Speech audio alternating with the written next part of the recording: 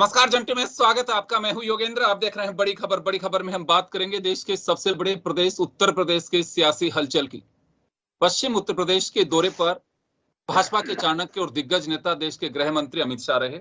अमित शाह का जाना निश्चित रूप से सियासी हलचल पैदा करते हैं और इसी को लेकर हम चर्चा करेंगे कि जहां 2017 के चुनाव में जमकर वोट की फसल काटी भाजपा ने, इस बार क्या रहेगी?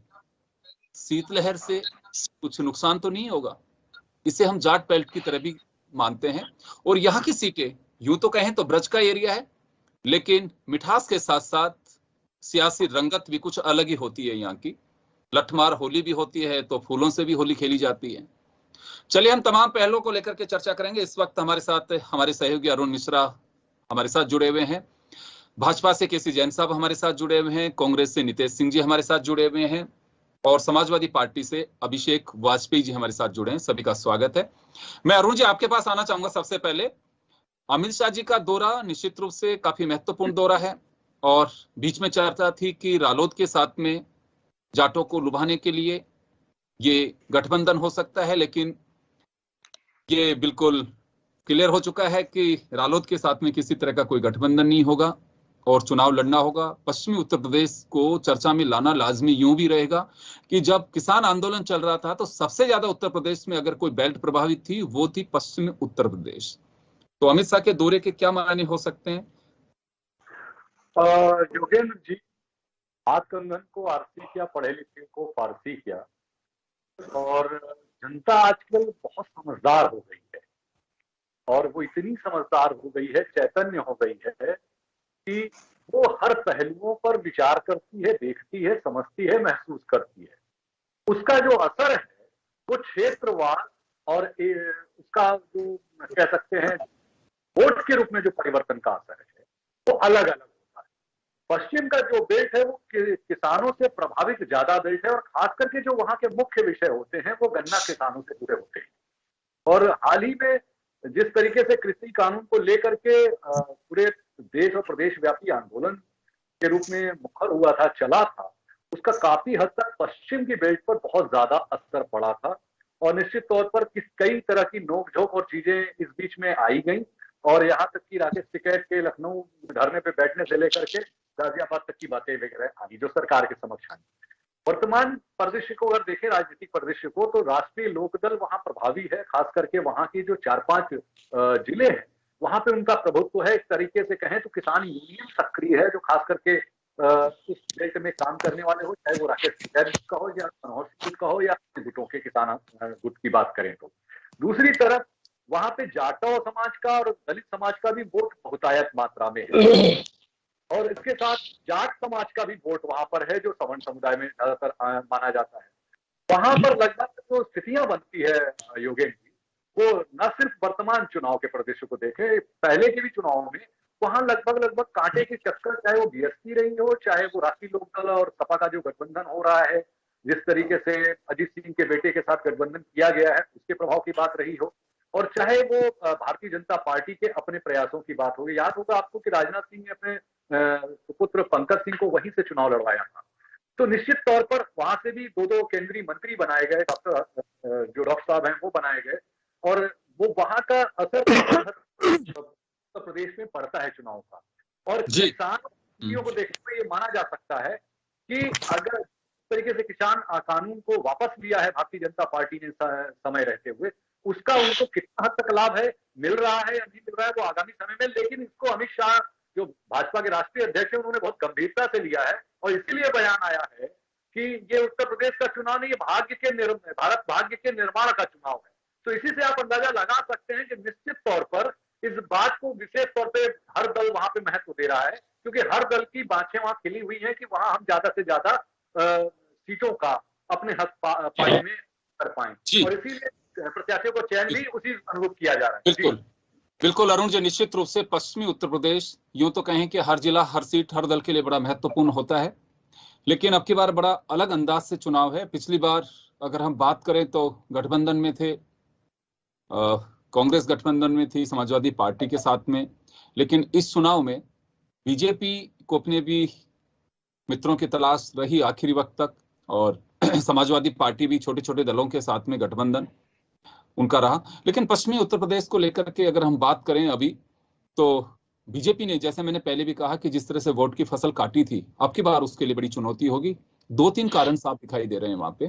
पिछली बार टिकट में जिस तरह से सोशल इंजीनियरिंग की गई, यादव के अलावा गैर ओबीसी जातियां थी उनको टिकट, जाटव के अलावा गैर एससी की जो कास्ट थी उनको टिकट, और सवर्ण में भी ब्राह्मण सहित अन्य जातियों पे भी जो दाव लगाया, निश्चित रूप से उसकी काफी, ये कहूं कि वो पैटर्न जो था बीजेपी का, उसमें काफी सहूलियत के साथ साथ सफल हुए। लेकिन अब की बार चुनौतियां हैं। चलिए, समाजवादी पार्टी से अभिषेक जी हमारे साथ में जुड़े हैं। अभिषेक जी, बीजेपी के सामने तो चुनौती है, चैलेंज आप लोगों के सामने भी है। मैं बात पश्चिम उत्तर प्रदेश की कर रहा हूं।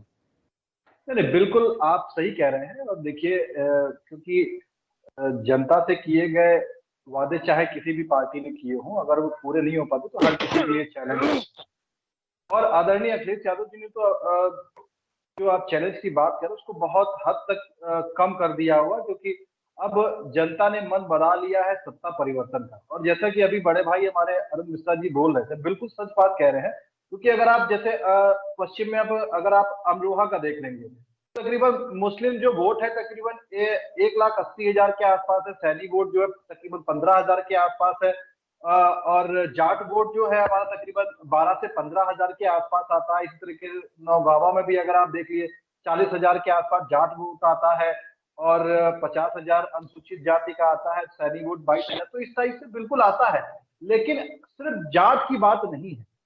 बात यह है कि आपने जब आंदोलन, किसान आंदोलन देखा, तो उसमें सभी वर्ग के लोग एक साथ थे। सिर्फ जाट समाज के लोग ही नहीं थे, हर एक वर्ग था उसमें। हिंदू भी था, मुस्लिम भी था, जाट भी था, गुज्जर भी था, हर एक व्यक्ति था। लेकिन आपने एक माह में जो 700 किसानों के परिवार के सदस्य चले गए, उनकी भरपाई आप कैसे कर पाए?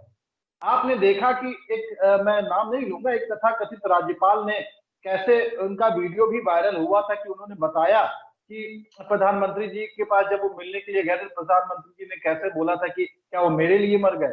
तो अगर आप देखिए, चौधरी चरण सिंह जी ने भी इस बात को कहा था कि अगर देश की प्रगति का रास्ता होकर के जाता है तो खेत खलिहानों से होकर के ही जाता है, यह कोई भूला नहीं है।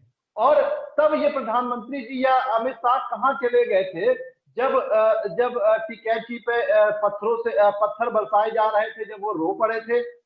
यही वो अमित शाह जी और उनकी पार्टी के वरिष्ठ नेता कहाँ चले गए थे जब किसानों को उन्होंने कैसे कैसे शब्दों से नवाजा था? देशद्रोही, उसके देशद्रोही हो गए, या फिर चोर हैं ये लोग और आतंकवादी हैं ये लोग, ऐसे ऐसे। अभिषेक जी, मुद्दा है क्या अभी? अभिषेक जी, उत्तर प्रदेश की सियासत में मुद्दा है, अभी गर्म है?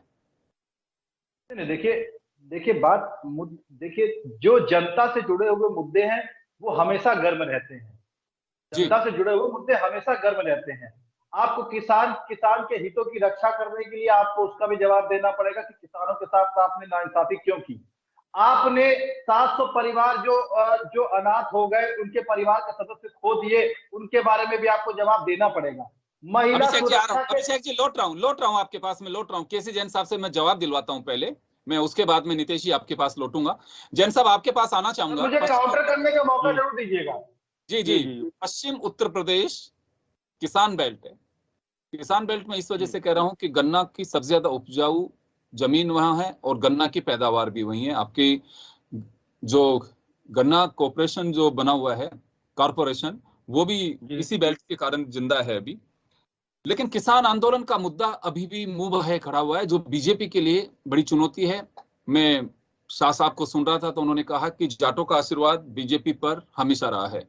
ये सब कुछ कहना पड़ रहा है, और आशीर्वाद तो सारी जातियों का ही होता है, एक ही जाति का नहीं।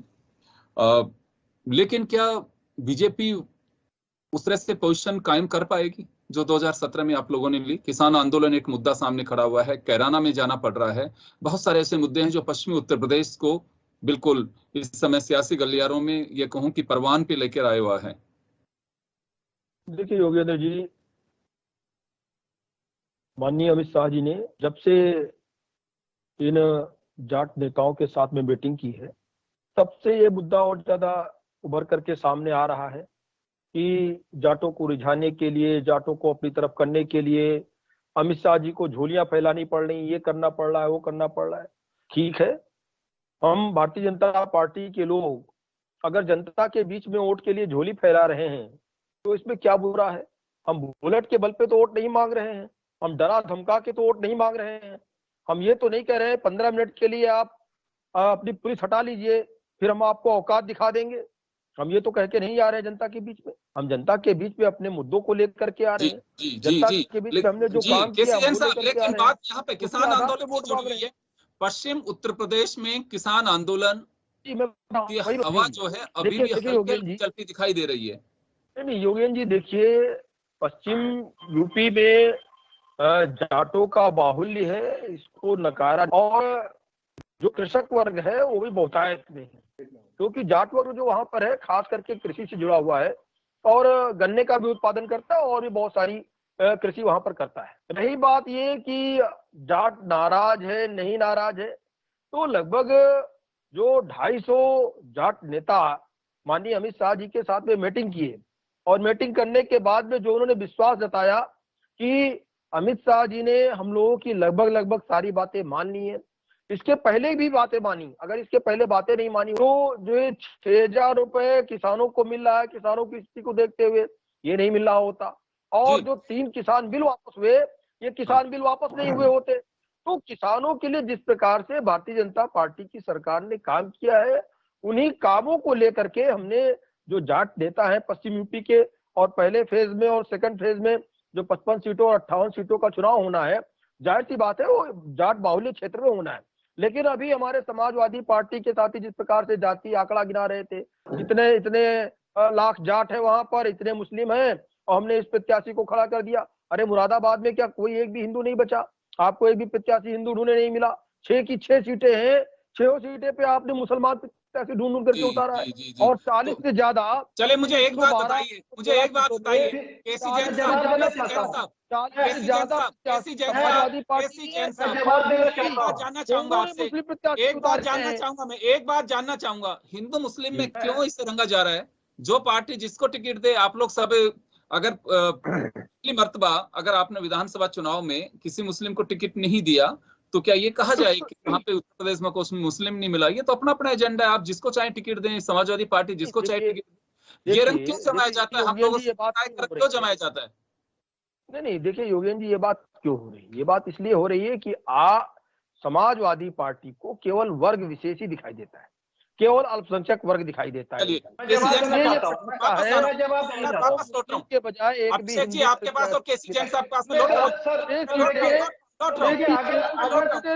अगर मेरी बारी में काउंटर हुआ तो मुझे जवाब आऊंगा। अभिषेक जी आपके पास काउंटर तो करने दीजिए मुझे। अभी आ रहा हूँ। अभी केसी जैन साहब मुझे लगता है बुरा गलत मालूम ही नहीं है आपको। बुरा गलत तो लगना चाहिए, बात है सीटों की गुणा गलत होती है जहाँ पे सभी वर्ग लेके जाते हैं। अभिषेक जी मैं रोकना चाह रहा हूँ, मैं नितेश सिंह जी के पास जाना चाहूंगा, मैं लौटूंगा आप लोगों के पास। मैं नितेश जी आपके पास आना चाहूंगा। पश्चिमी उत्तर प्रदेश पिछली बार आप लोग चले केसी जैन साहब लौट रहा हूँ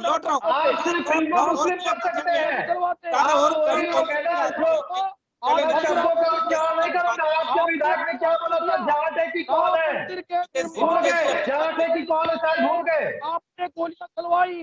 केसी जैन हिंदू मुस्लिम करा सकते हैं, जनता के मुद्दों पर बात करने के लिए आप बगले झांकने लगते हैं। जनता के मुद्दों पर आप बगले झांकने लगते हैं। मुझे तो आप बोलिए नितेश सिंह जी, आप अपनी बात कहिए। पश्चिमी उत्तर प्रदेश को लेके कांग्रेस अपना दावा कर रही है। देखिए योगेंद्र जी, पश्चिमी उत्तर प्रदेश या पूरे देश में भाजपा की गलत नीतियों के कारण किसानों की जो दुर्दशा हुई है वो किसी से छुपी नहीं है। 700 किसान मारे गए उस समय, न हमारे माननीय प्रधानमंत्री जी, न माननीय गृह मंत्री जी, न माननीय मुख्यमंत्री जी, कोई भी इस विषय जी। निश्चित रूप से जब पश्चिम उत्तर प्रदेश की बात आती है तो किसान आंदोलन से जुड़ी चर्चाएं भी होना लाजमी है। और किसान निधि की जो बात की जाती है बीजेपी उसको भी भुनाने की कोशिश करेगी। जी कंटिन्यू करें नीतीश जी। आज चुनाव की घोषणा हो गई है तो भाजपा को किसानों की चिंता बहुत ज्यादा आने लगी है। जब किसान आंदोलनरत था उस समय इनको चिंता नहीं थी। उस समय ये एक तरफा निर्णय ले रहे थे कि ये जो केसी जैन जी आ रहा हूँ, केसी जैन जी लौटूंगा आपके पास में, लौट रहा हूँ। जो ये सदन में पास कर लिए उसको ये लागू कर लेंगे। लेकिन इनकी आप 2014 से जब से ये केंद्र में इनकी सरकार बनी है, इनकी तानाशाही, हिटलरशाही, आप याद करिए नोटबंदी से लेके तमाम इनके ऐसे फैसले हैं जो देश लेकिन विरोधी नोटबंदी के बाद तो सुनिए नीतीश जी, नोटबंदी के तुरंत बाद चुनाव हुआ लेकिन बीजेपी को मेजॉरिटी मिली, वहां से ऐतिहासिक बहुमत मिला। बीजेपी को मेजॉरिटी मिली। आप मध्य प्रदेश की एक घटना याद करिए कि वहां के जिला अधिकारी द्वारा ईवीएम को हैक करने के विषय में भी दिखाया गया था। ये बड़ा गूढ़ विषय है, ठीक है। अभी तो चुनाव भी ये बड़ा गूढ़ विषय है। और तो और किसान तो किसान है। केसी जैन जी प्लीज, साथ साथ योगेंद्र जी, किसान के साथ साथ आम जनमानस को कितना चोट देने का काम कर रही है भाजपा केंद्र सरकार। अभी आप लोगों ने देखा होगा कि साइलेंट मोड में ये लोग आपके फोन, मोबाइल फोन का चार्जेस बढ़ा दिया, 200 रुपए बढ़ा दिया, जो कि सरासर गलत है। गैस सिलेंडर आप बढ़ा ही रहे हो, पेट्रोल डीजल आप बढ़ा ही रहे हो। जो मोबाइल फोन आज पूरे भारतवर्ष में उसके यूजर लगभग 50 करोड़ यूजर हैं, लेकिन इन्होंने धीरे से उसमें सभी को आर्थिक रूप से नुकसान दे दिया। तो ये जिस विषय में चल रहा है, हर मुद्दे पे इनका है कि आम जनमानस को चोट देना है। और पूरे देश वापस आऊंगा नीतीश जी, समय का मैं एक राउंड में करना चाहता हूँ। नीतीश जी समय का मैं एक राउंड करना चाहता हूँ। अरुण जी आपके पास आना चाहूंगा। देखिए पश्चिम उत्तर प्रदेश की जब चर्चा आएगी तो निश्चित रूप से किसानों की चर्चा आएगी, खेती की चर्चा आएगी, खलिहान की चर्चा आएगी, और बीजेपी अपना दावा करेगी कि पहली बार किसान निधि और जिस तरह से पहले किसी भी तरह की फसल को नुकसान होता था तो उसका जो रेशो है वो बढ़ा दिया गया। कई ऐसी बातें आएंगी, एमएसपी की बातें आएंगी, लेकिन जनता किसान आंदोलन को भूल पाएगी या फिर ये कहें कि याद केवल भविष्य निधि रहेगा? योगेंद्र जी, 2 लाइन कह रहा हूं, ये सभी राजनीतिक दलों के लिए है और जो सत्ता में बैठे और सत्ता की चाशनी और सत्ता का स्वाद लिया है उन्होंने अपने राजनीतिक जीवन काल में, उन सभी दलों के लिए कह रहा हूं। किसानों के मामले में स्थिति क्या है उन सबों की कि सच्चाई बनावट के उसूलों से और खुशबू आ नहीं सकती करीम कागज के फूलों से। देश के राजनीतिक इतिहास में, और राजनीतिक इतिहास या कहूं इसी राजनीतिक परिदृश्य के साथ साथ उसके जो रसातल की यथार्थ के धरातल की सच्चाई है ना राजनीति की उस देश में, वो ये है कि ये हर बार चुनाव में, चाहे वो प्रांतों के चुनाव हो और चाहे वो केंद्र के चुनाव हो, ये किसानों के बारे में सिर्फ बातें करते हैं सभी दल। और हर बार चुनाव में कांग्रेस के मित्र हमारे बैठे हैं, कांग्रेस की भी सत्ता रही है, समाजवादी पार्टी राष्ट्रीय स्तर में गठबंधन में कभी रही है लेकिन प्रदेश में तो कम से कम लगातार रही है। भारतीय जनता पार्टी जब 2 सीट पे थे तो आंदोलन के दौरान किसान हित की बड़ी बड़ी बातें हुआ करती थी और 2012 से 14 के बीच में इसी को आंदोलन ही बनाया गया था। तो ये जितने भी सभी राजनीतिक दल हैं, ये जब सत्ता से दूर होते हैं इनको किसान नजर आता है, लेकिन एक एमएसपी तक इस स्तर का नहीं निर्धारित कर पाए कि किसी चपरासी के तनख्वाह के बराबर इस देश के किसान को उसका अधिकार मिल पाए किसी भी मामले में। जो सरकारी तनख्वाह, जो 7वां वेतन लगाते हैं, 8वां वेतन लगाते हैं केंद्रीय कर्मचारियों का या राज्य सरकार के कर्मचारियों का, तो इस बातें होती हैं, लेकिन जब उनको अधिकार देने की बात आती है तो हजारों करोड़ के किसान, गन्ना किसानों के बकाये रह जाते हैं। मिल मालिकों का बयान हमेशा यही आता रहता है कि साहब हम तो घाटे में, तो चलाते क्यों हैं 40-40 साल तक।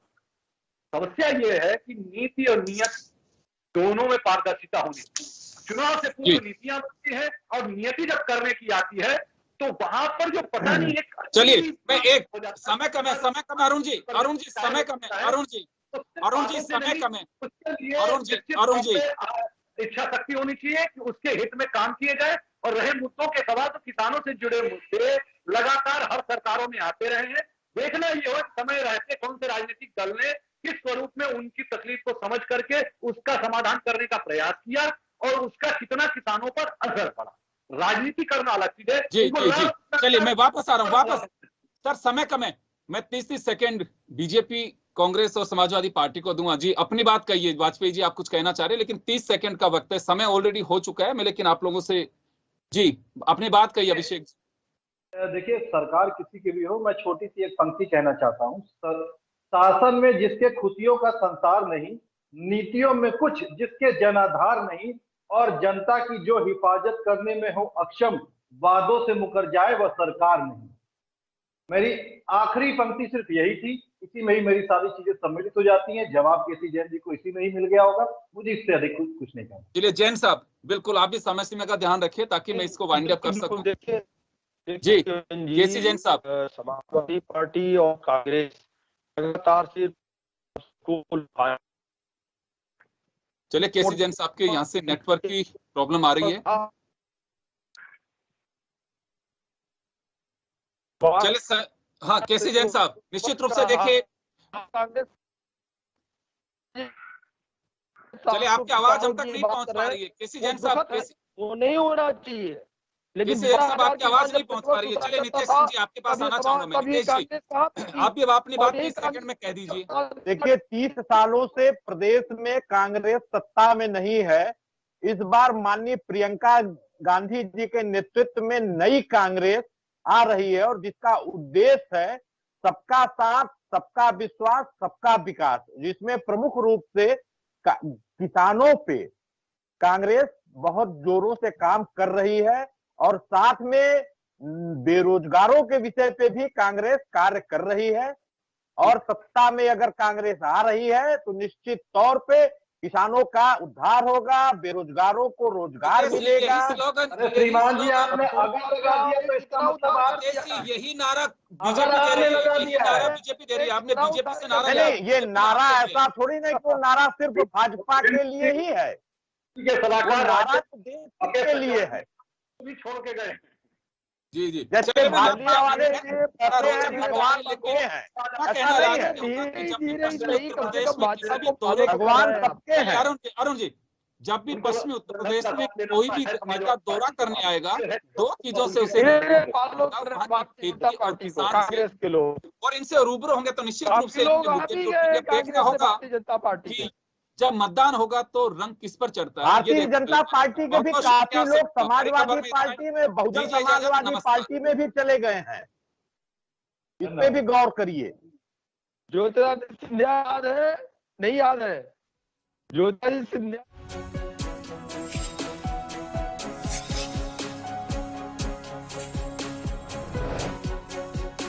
जन टीवी की लेटेस्ट अपडेट पाने के लिए हमारे चैनल को जरूर सब्सक्राइब करें और नोटिफिकेशन पाने के लिए बेल आइकॉन दबाएं।